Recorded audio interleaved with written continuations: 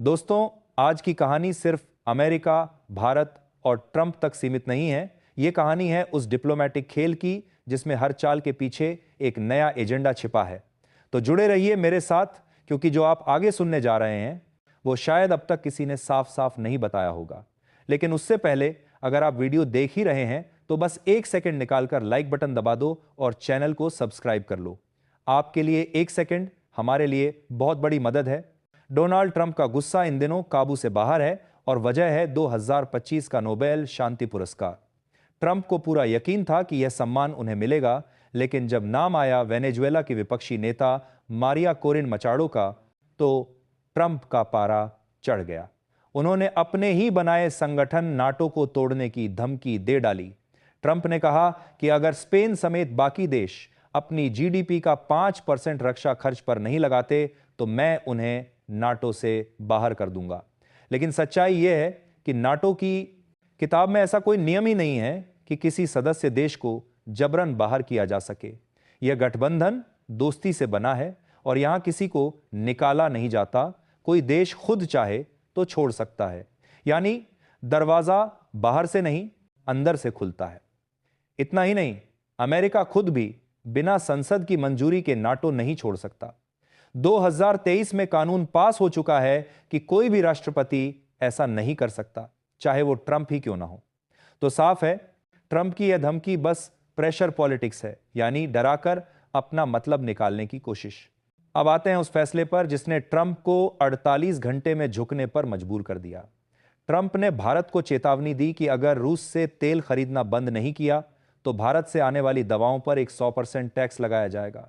सुनने में यह धमकी भारत के लिए थी, लेकिन झटका अमेरिका को लगा, क्योंकि अमेरिका की आधी से ज्यादा दवाइयों की सप्लाई भारत से होती है। हर 2 में से 1 गोली जो अमेरिकी अस्पतालों में दी जाती है वो भारत में बनी होती है।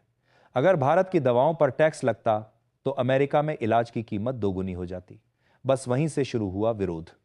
स्टॉप मेडिसिन टैक्स जैसे हैशटैग ट्रेंड करने लगे। लोग सड़कों पर उतर आए। डॉक्टर और मरीज टीवी डिबेट्स में भिड़ने लगे। आखिरकार 48 घंटे के अंदर ट्रंप को फैसला पलटना पड़ा। जो धमकी भारत के लिए थी वो अमेरिका की सबसे बड़ी बैकफायर कहानी बन गई। अब बात उस खबर की जिसने पूरे भारत को चौंका दिया। खबर आई कि अमेरिका ने पाकिस्तान को F-16 फाइटर जेट्स के लिए एम 120-3 मिसाइलें देने की मंजूरी दे दी है, जो 180 किमी दूर तक टारगेट गिरा सकती हैं।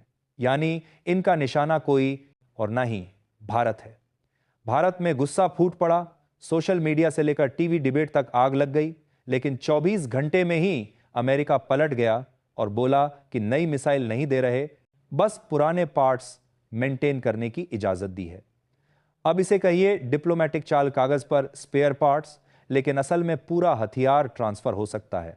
इसी बीच अमेरिका ने भारत में अपने नए राजदूत सर्जियो घोर को भेजा है, जो ट्रंप के बेहद करीबी माने जाते हैं। अब सवाल यह है कि क्या वे भारत अमेरिका रिश्तों में मिठास घोलेंगे या ट्रंप के दबाव की नई स्क्रिप्ट लेकर आए हैं। भारत अब किसी भी चाल को सिर्फ दोस्ती की नजर से नहीं, बल्कि रणनीति की नजर से देख रहा है। तो दोस्तों, यह थी आज की बड़ी रिपोर्ट, जिसमें छिपे हैं अमेरिका की चालें, ट्रंप का गुस्सा और भारत की रणनीतिक जीत। आप क्या सोचते हैं? क्या अमेरिका पर भरोसा किया जा सकता है? कमेंट में बताइए अपनी राय, और अगर आपको वीडियो पसंद आया हो तो लाइक, शेयर और सब्सक्राइब करना मत भूलना। जय श्री राम।